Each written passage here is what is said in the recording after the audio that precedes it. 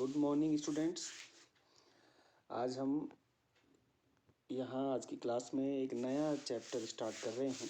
Chapter number 13, motion and speed. इस chapter में हम मोशन, जिसे हम गति कहते हैं हिंदी में, और स्पीड से रिलेटेड जो टर्म्स हैं, जो टॉपिक्स हैं, उनको यहाँ पे हम डिस्कस करेंगे। तो सबसे पहले फर्स्ट ऑफ ऑल हम बात करते हैं मोशन की। देखो, मोशन में हम देखते हैं कि हमारे चारों तरफ बहुत सारे ऐसे ऑब्जेक्ट होते हैं जो हमें मूव करते हुए नहीं दिखते, जिन्हें हम स्टेशनरी ऑब्जेक्ट बोलते हैं। जैसे हमारे हाउस है, घर है, स्कूल हैं, रोड्स हैं, इलेक्ट्रिक पोल हैं, माउंटेन है, ट्रीज़ हैं, अदर कोई फर्नीचर्स है, जैसा कि आप फिगर में देख रहे हैं। तो ये सारे के सारे रेस्ट कंडीशन में हैं, मतलब ये सब स्टेशनरी हैं, ये मूव नहीं करते, इनमें मोशन नहीं होता है। यानी कि इन ऑब्जेक्ट को हम these object are at rest. An object is said to be at rest if it doesn't change it is position with respect to time. मतलब जो ऑब्जेक्ट रेस्ट में होता है, वो जो मतलब मोशन नहीं करता, उसकी पोजीशन में रेस्पेक्ट टू टाइम, यानी कि टाइम के साथ उसकी पोजीशन में कोई चेंज नहीं होता, ऐसे ऑब्जेक्ट को हम रेस्ट ऑब्जेक्ट बोलते हैं। बट कुछ ऐसे भी थिंग्स होते हैं जिन्हें हम अपने चारों ओर मूव करते हुए देखते हैं। Means we daily observe many things around us which are moving. जैसे कोई पर्सन जा रहा है, हॉर्स, काऊ, ये सब मूव करते हैं one place to another place. तो हम इनको इनके पोजीशन में टाइम के रेस्पेक्ट में चेंज होता है, तो हम ऐसे ऑब्जेक्ट को मोशन वाला ऑब्जेक्ट बोलते हैं। इनकी ऑब्जेक्ट में मोशन हो रहा है, means these objects are in motion. कौन कौन से होते हैं मोशन में? An object is said to be in motion if it change it is position with respect to time. मतलब अगर किसी ऑब्जेक्ट के पोजीशन में टाइम के रेस्पेक्ट में चेंज आ रहा है, तो उसे हम यहाँ मोशन कहते हैं। जैसे car change it is position with time, car की पोजीशन में चेंज होता है तो उसे हम यहाँ मोशन कहेंगे। इसी तरह से इस फिगर में हम देख रहे हैं कि एट रेस्ट या इन मोशन। अब एट रेस्ट में हम यहाँ फिगर में देख रहे हैं कि 3 कार्स यहाँ पे खड़ी हैं, और इन मोशन में हम देख रहे हैं कि कार यहाँ पे मूव कर रही है। तो मोशन क्या होता है? An object is said to be in motion if it change it is position with respect to time. किसी भी ऑब्जेक्ट की पोजिशन में टाइम के रेस्पेक्ट में चेंज होता है तो उसे मोशन कहते हैं। रेस्ट ऑब्जेक्ट क्या होता है? An object is said to be at rest if it doesn't change it is position with respect to time. मतलब अगर किसी ऑब्जेक्ट की पोजीशन में टाइम के रेस्पेक्ट में कोई चेंज नहीं होता है, तो हम उसको यहाँ रेस्ट मोशन कहते हैं। यहाँ अब टॉपिक आता है टाइप्स ऑफ मोशन। देखो, 6th क्लास में हमने चैप्टर 10 में टाइप्स ऑफ मोशन पढ़े थे। उनमें से हमने पढ़ा था rectilinear motion, circular motion, rotational motion, periodic motion. इनको हम एक बार यहाँ डिस्कस कर रहे हैं। तो सबसे पहले हम बात करते हैं यहाँ रेक्टिलिनियर मोशन की। क्या होता है रेक्टिलिनियर मोशन? हम सब जानते हैं कि ऐसा मोशन जो स्ट्रेट लाइन में होता हो। Type of motion in which object move along a straight line is called rectilinear motion. ठीक है, जैसे हम यहाँ देख रहे हैं कि object moving in a straight line, जैसे एरो का साइन यहाँ दिखा रखा है, तो वो स्ट्रेट लाइन में मोशन हो रहा है। ऐसे मोशन को हम रेक्टिलिनियर मोशन कहते हैं। किसी रोड पे चलता हुआ ट्रैफिक, सीधी सड़क पे चलती हुई कोई कार, ठीक है, या मार्च पास्ट करते हुए सैनिक, सिपाही, ये सब रेक्टिलिनियर मोशन के एग्जाम्पल होते हैं। सेकंड होता है सर्कुलर मोशन। क्या होता है सर्कुलर मोशन में? Type of motion in which an object move around a circular path is called as circular motion. यानी कि जब कोई ऑब्जेक्ट सर्कुलर पाथ पर मूव करता है तो हम उसे सर्कुलर मोशन कहते हैं। जैसे यहाँ एक ऑब्जेक्ट है जो इस सर्कुलर पथ पे रखा हुआ है और object move in a circular path, तो ऐसे मोशन को हम सर्कुलर मोशन कहेंगे। पीरियोडिक मोशन में क्या होता है? Motion in which an object और a part of it repeats it is motion after a fix time interval. Fix interval of time is called periodic motion. Means एक fix interval of time में अगर कोई object या उसका कोई part अपने motion को रिपीट करता है तो हम उसको पीरियोडिक मोशन कहते हैं। जैसे इस फिगर में हम देख रहे हैं कि motion of a child on A swing, एक झूले पे एक बच्चा झूल रहा है, वो बार बार आगे पीछे मूवमेंट करता है झूले पर बैठा हुआ, तो वो फिक्स टाइम इंटरवल में वो फिक्स वो उसको रिपीट करता है, तो इसलिए हम इसको पीरियोडिक मोशन कहेंगे। रोटेशनल मोशन में क्या होता है? इस मोशन में कोई भी ऑब्जेक्ट एक एक्सिस पे स्पिन करता है, रोटेट करता है। जैसे a type of motion where an object spin on it is on axis. और ये एक्सिस क्या होती है? Axis pass through the object, वो एक्सिस उस ऑब्जेक्ट्स के अंदर से होके पास थ्रू होनी चाहिए। जैसे हमारी जो अर्थ है वो अपनी एक्सिस पे रोटेट करती है, 24 आवर्स में वो अपना एक रोटेशन कंप्लीट कर लेती है, तो ऐसे मोशन को हम यहाँ रोटेशनल मोशन कहते हैं। ठीक है, अब हम बात करते हैं यहाँ पर स्लो एंड फास्ट मोशन की। स्लो एंड फास्ट मोशन क्या होते हैं? देखो, बहुत सारे ऑब्जेक्ट ऐसे होते हैं जो स्लो मोशन में होते हैं।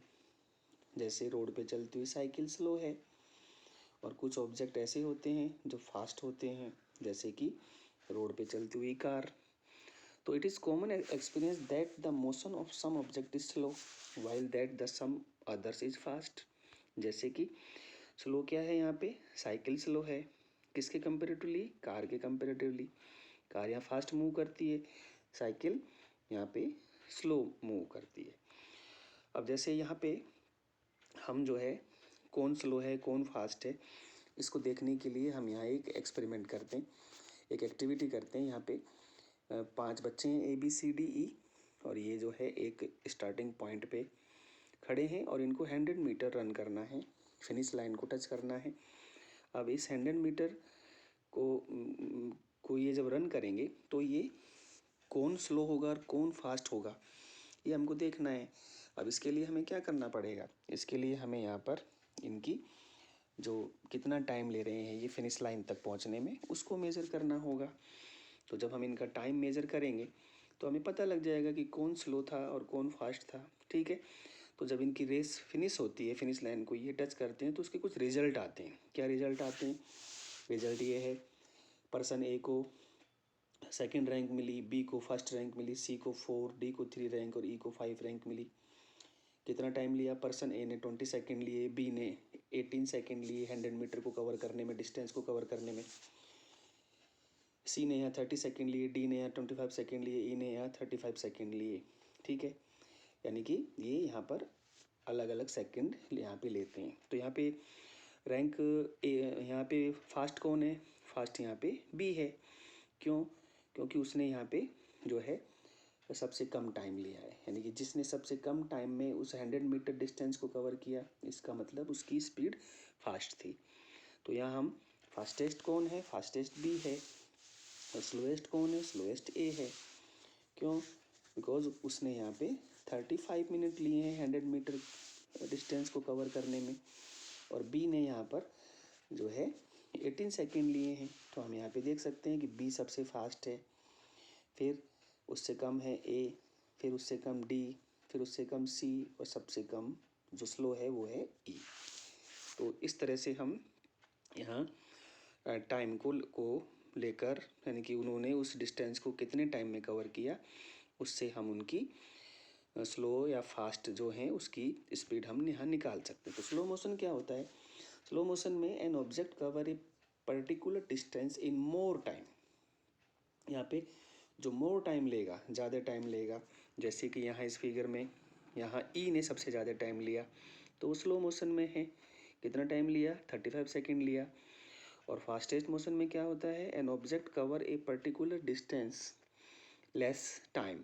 तो वो जो है यहाँ पे कम टाइम लेता है, तो कम टाइम में वो उसका फास्ट मोशन होता है। The most convenient way to find out which of the two और more object is moving faster is to compare the distance moved by them in a unit time. मतलब कई बार हमको किसी भी ऑब्जेक्ट के movement को कंपेयर करने के लिए हमें यूनिट टाइम की ज़रूरत होती है। The distance moved by object in a given interval of time can help us to decide which one is faster or slower। तो हमको यहाँ पे उस टाइम इंटरवल की ज़रूरत पड़ती है जिससे कि हम ये डिसाइड कर सकें कि कौन फास्टर है और कौन स्लोअर है। जैसे यहाँ पे इस फिगर में सर्किल में यहाँ 2 कार यहाँ पे दिखा रखी हैं, रेड और ये इस तरफ राइट हैंड साइड पे सर्किल के अंदर। अब फिगर को देखने से हमें ये नहीं पता चल रहा कि कौन फास्ट चल रही है और कौन स्लो चल रही है, ठीक है। अगर देखें, वैसे देखें, अंदाज़ा लगाएं तो राइट हैंड साइड वाली जो कार है वो स्लो चलो फास्ट है, तो रेड वाली स्लो है। बट ऐसा नहीं होता, कई बार हमें कंफ्यूज हो जाते हैं। तो उसके लिए हमें क्या करना पड़ेगा, उसके लिए हमें यहाँ पर इन दोनों कार ने जो टाइम में एक यूनिट टाइम में कितनी कितनी डिस्टेंस कवर की वो हमें देखना पड़ेगा। तो हम यहाँ देखते हैं कि कार 1 जो है उसने 1 मिनट में 1 किलोमीटर की डिस्टेंस कवर की है, और कार 2 ने जो है यहाँ पर 1 मिनट में 0.8 यानी कि 800 मीटर 800 मीटर यानी कि 0.8 किलोमीटर की डिस्टेंस कवर की है। तो इसका मतलब क्या हुआ, कार 1 जो है वो फास्ट मोशन में है और कार 2 जो है वो यहाँ पर स्लो मोशन में है, ठीक है। अब हम बात करते हैं स्पीड की। स्पीड क्या होती है, distance covered by an object in a unit time is called as the speed of the object. We can find out whether an object is moving fast और slow by calculating it is speed. मतलब हम जो है यहाँ पर उसकी कोई object जो है वो फास्ट है या स्लो है उसकी हम कैलकुलेटिंग कर सकते हैं। फास्ट मूविंग ऑब्जेक्ट जो होते हैं उनकी हायर स्पीड होती है और जो स्लो मूविंग ऑब्जेक्ट होते हैं उनकी लोअर स्पीड होती है। तो स्पीड कैलकुलेट करने का फॉर्मूला होता है total distance covered upon total time taken. Speed is equal to distance upon time, ठीक है। जैसे यहाँ पर एक कार की स्पीड दे रखी है 60 किलोमीटर पर आवर, मीन्स वो 60 किलोमीटर 1 आवर में वो कवर करती है डिस्टेंस को। When we say that a car is moving with a speed of 60 kilometre per hour, it implies that it will cover a distance of 60 kilometre in 1 hour। तो वो उसमें 1 our में 60 kilometre की distance को cover करती है, ठीक है। तो यहाँ पे एक टेबल है जिसमें हमको कौन स्लोएस्ट है और कौन फास्टेस्ट है उसको यहाँ पे कैलकुलेट करना है। तो देखिए यहाँ ए ऑब्जेक्ट है 2 सेकेंड में 10 मीटर, बी ऑब्जेक्ट 5 सेकेंड में 15 मीटर, सी 8 सेकेंड में 18। इस तरह से यहाँ पे इनके कुछ डेटाज दिए हुए हैं। तो हमें यहाँ क्या करना है, कौन स्लोएस्ट है और कौन फास्टेस्ट है, तो उसके लिए हमें पर सेकेंड इनकी जो स्पीड है वो कैलकुलेट करनी पड़ेगी। तो हमको पता है स्पीड इजकल टू होता है डिस्टेंस अपॉन टाइम। तो डिस्टेंस मान लीजिए ए की स्पीड निकालनी है तो वो है आपके 10/2, तो कितना आएगा 5 मीटर पर सेकेंड। बी की जो स्पीड है वो आएगी 3 मीटर पर सेकेंड, सी और डी की 1 मीटर पर सेकेंड और ई की आएगी 2 मीटर पर सेकेंड। तो यहाँ पे किसकी सबसे ज़्यादा स्पीड है, वो है आपके ए की, कितना 1 सेकेंड में 5 मीटर। और सी और डी की स्पीड कम है, कितना 1 सेकेंड में 1 मीटर। तो यहाँ पर ए की स्पीड जो है ज़्यादा है, वो फास्टेस्ट है। कुछ फॉर्मूले हैं यहाँ स्पीड, डिस्टेंस और टाइम के, ये आपको यहाँ पे लर्न करने हैं, ध्यान में रखना है। इनको लर्न करने का एक तरीका है, वो ये है कि यहाँ इस तरह से आप एक ट्राइंगल बनाइए, उसमें टी लिखिए, तो ऊपर उसमें लिखिए DST।